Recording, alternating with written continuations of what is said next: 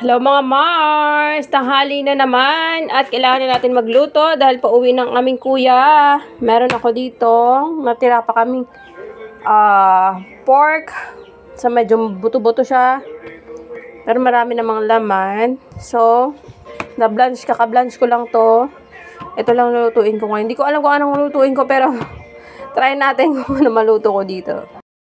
So, ito lang yung sangkap na meron ako dito. Kamatis, sibuyas, at saka luya. Maliit na luya lang kasi may kakain, dalawang bata kakain din. So, ayan lang. Gagayatin ko na siya.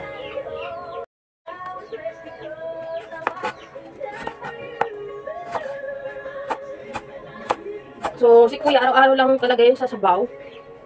Kasi nasawa na sa sabaw. Hindi sabaw, prito. Yun lang din naman pagpuok ang ulam niya.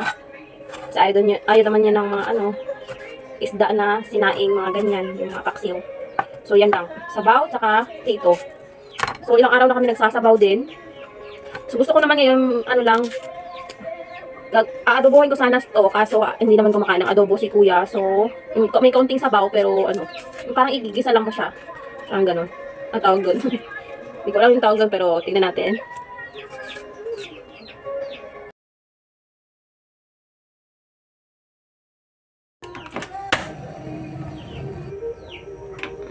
Ko lang sa kasarola. Yan, dito niya. Painitin muna natin yan. Isa na tayo magluto. Mantika, kaunti lang.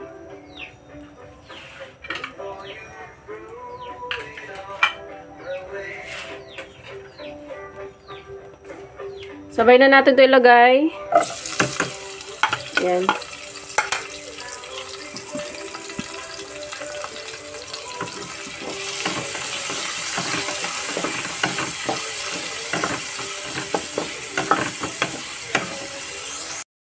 Ilagay na natin ang ating karne.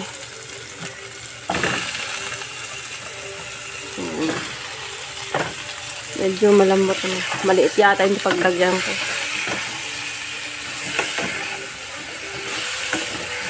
Para kumapit yung mga Lagyan natin. And then, lagyan natin ng paminta. Ayan, kaunti lang.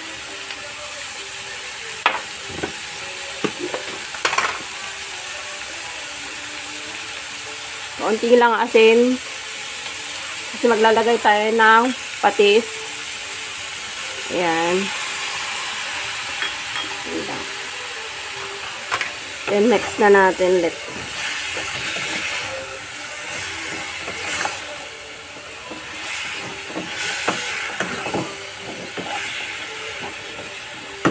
Lagyan na natin ng tubig, guys.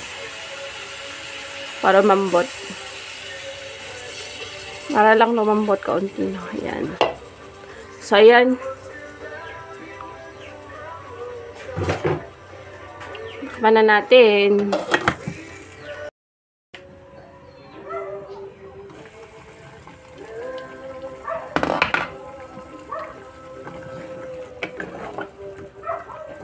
Ayan na. Patuyuin pa natin siya ng konti. Para ma-achieve niya yung gusto ko. Char. Ay, malambot na pala siya. Mabilis lang palang lumambot ang ganito, buto-buto. So, pero patuyo niya ng konti, mga me. Ayan. So, ayan na mga Mars. Pwede na to siya. Ayan, nag-aano ring mantika, oh. Pwede na siyang hanguin.